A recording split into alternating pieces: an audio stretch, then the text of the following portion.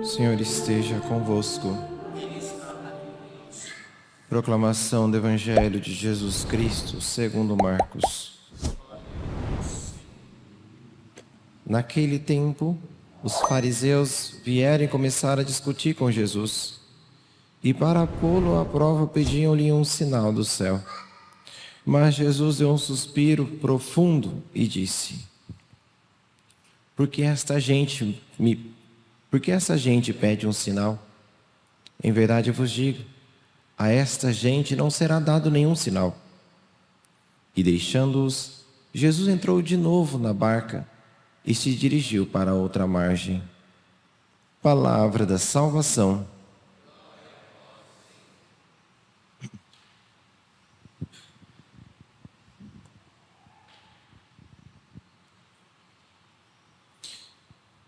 Na primeira leitura de hoje, o Senhor quer nos ensinar como devemos viver em relação às coisas deste mundo.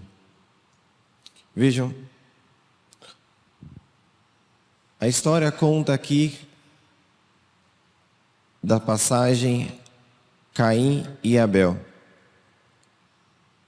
Caim, agricultor, Abel, pastor de ovelhas. Os dois ofereciam sacrifícios a Deus. A um, Deus aceitou, o de Abel. A outro, Deus recusou, o de Caim.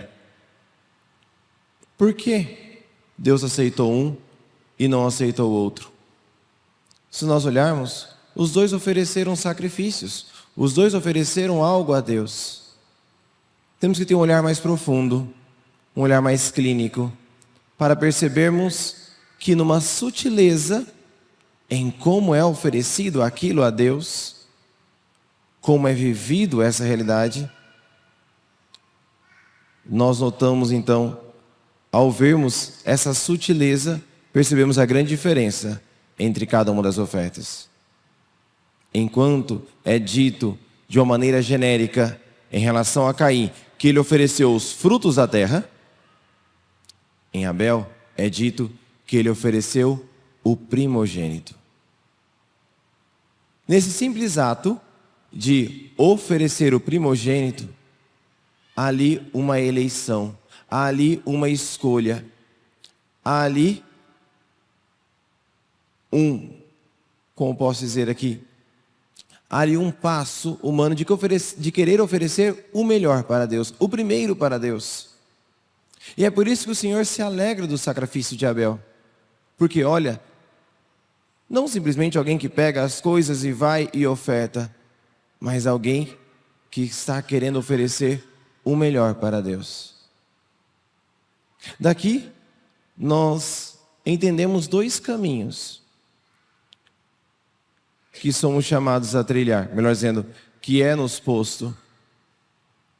O de oferecermos a nossa vida de uma maneira genérica a Deus, ou de oferecermos com este zelo. Podemos, meus queridos irmãos, viver a vida cristã de uma maneira genérica, isto é, vou participar da missa porque é minha obrigação, vou confessar porque eu tenho que me confessar, tenho que rezar porque eu não quero ir para o inferno. E assim nós vamos vivendo as coisas de maneira genérica. Ou podemos fazer como Abel, oferecer por amor a Deus. Oferecer o melhor. Podemos participar da Santa Missa todos os dias como um costume, porque tem que ir, vamos participar mesmo. Ou eu oferto isso numa disposição que demonstra o grande desejo do meu coração. Aqui está a grande diferença. Enquanto um oferecia sem a disposição do coração, sem a entrega do coração, o outro oferecia com a entrega do coração.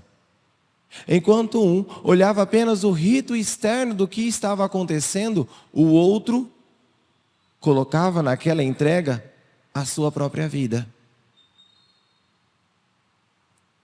E as consequências disso, nós vemos logo depois. A Caim, que não oferecia o seu coração junto com os sacrifícios, a consequência, vejam só, logo depois, quando Deus aceita o sacrifício de Abel, Caim, por não ter uma vida espiritual, isto é, por não estar atento ao profundo valor das coisas, ele não consegue enxergar por que Deus aceitou o de Abel. E voltado apenas às coisas materiais, Caim se enfurece.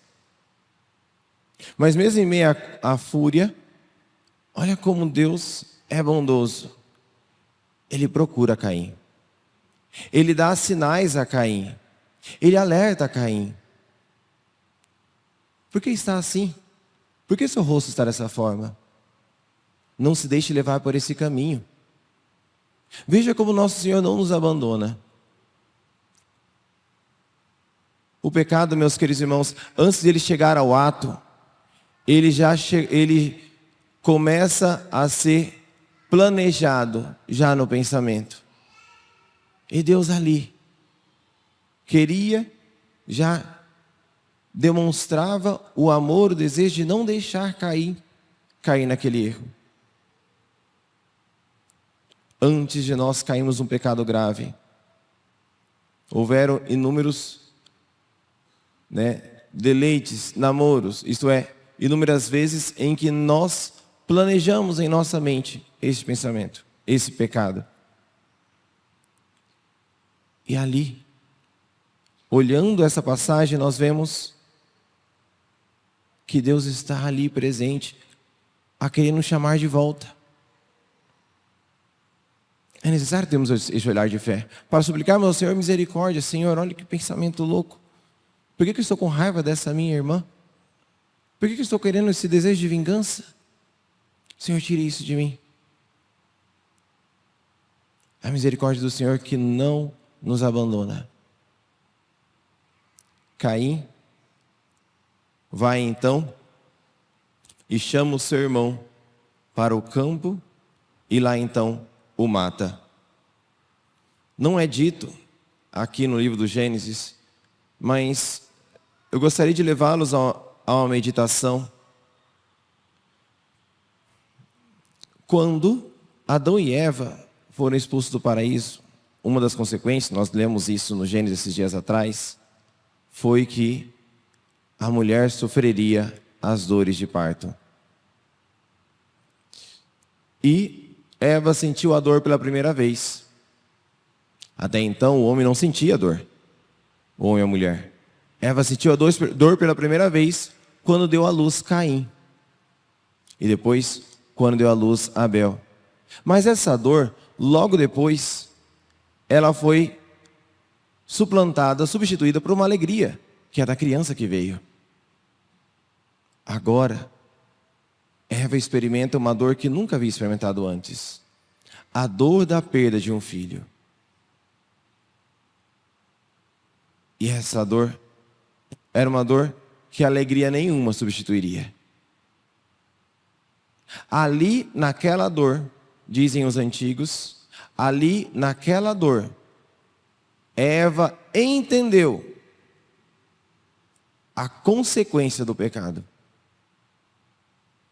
Pois até então não havia compreendido. Mas ali, naquela dor, ela percebeu a consequência daquele erro lá atrás. E assim muitas vezes acontece conosco. Nós somente vamos perceber a gravidade do nosso pecado quando sofremos as consequências da nossa vida. É um arrependimento, não é um arrependimento perfeito, porque ainda está voltado muito à carne, aquilo que sofremos. Mas é um arrependimento. Queremos pedir ao Senhor a graça de termos um arrependimento verdadeiro. Não por aquilo que nós sofremos, mas aquilo que nós causamos a nosso Senhor. Por isso, peça ao nosso Senhor a graça de um arrependimento perfeito. Porque somente assim nos libertaremos de verdade do pecado.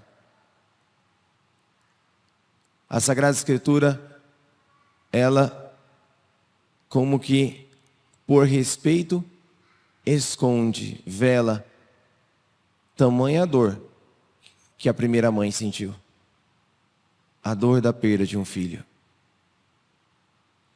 Consequência dos erros, do pecado.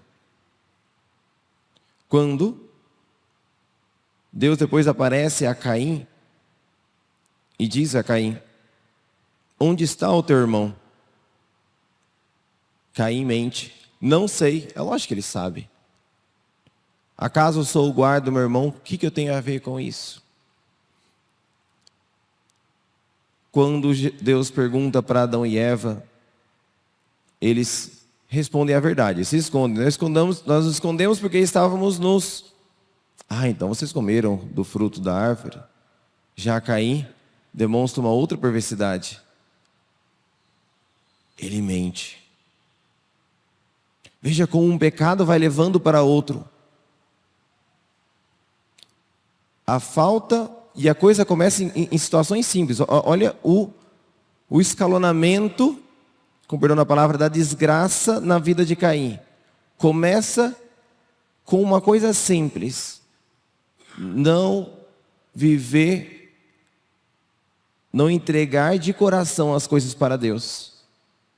E essa coisa simples, isto é, essa falta de generosidade, o leva a não entender a vida espiritual, o leva a não enxergar os bens de Deus em si e nos outros, o leva a uma ira por aquele que é o seu irmão.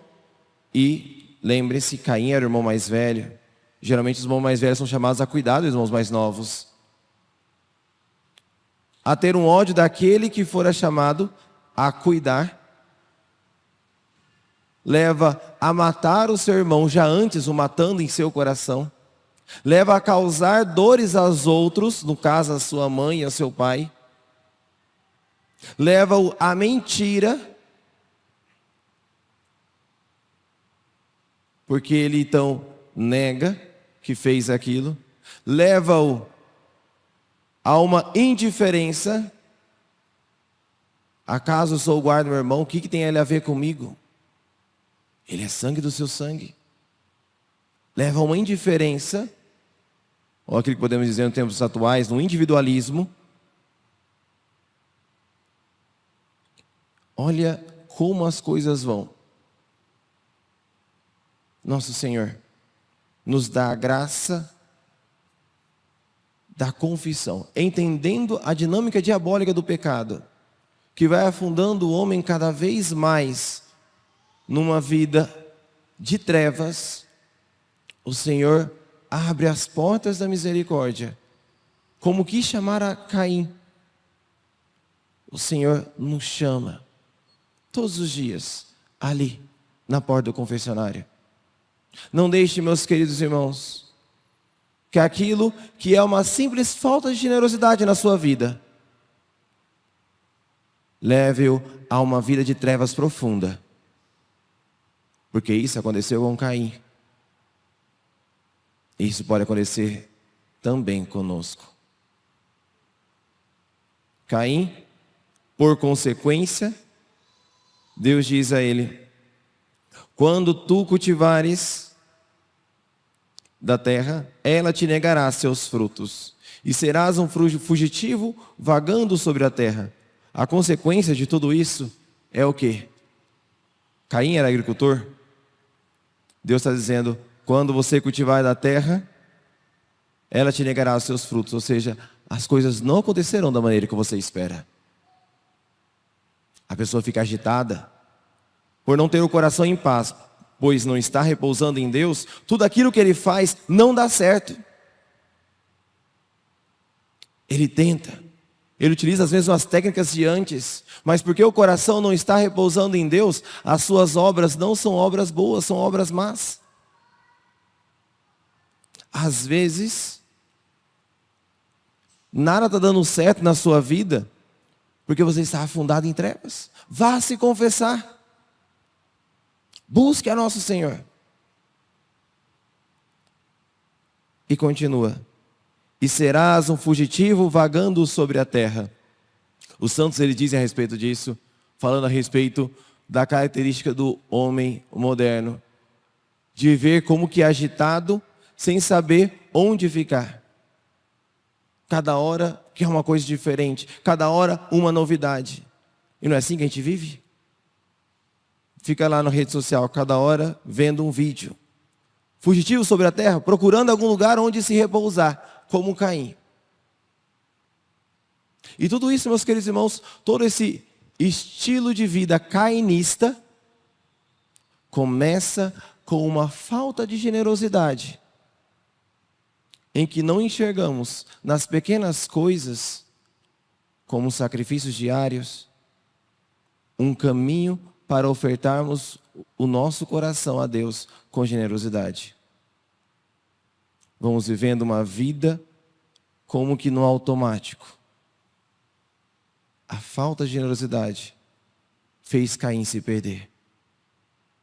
Não deixemos, meus queridos irmãos, que a falta de generosidade nos leve à perdição.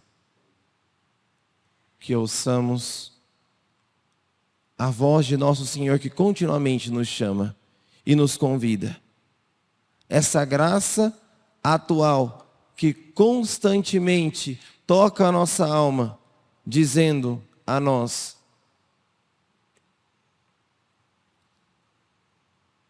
é verdade que se fizeres o bem andarás de cabeça erguida, mas se fizeres o mal, o pecado estará à tua porta espreitando-te.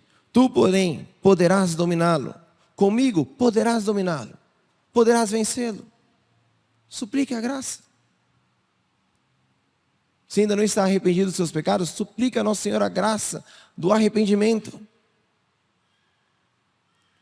Para que assim então saia dessas trevas em que está afundado e volte à luz.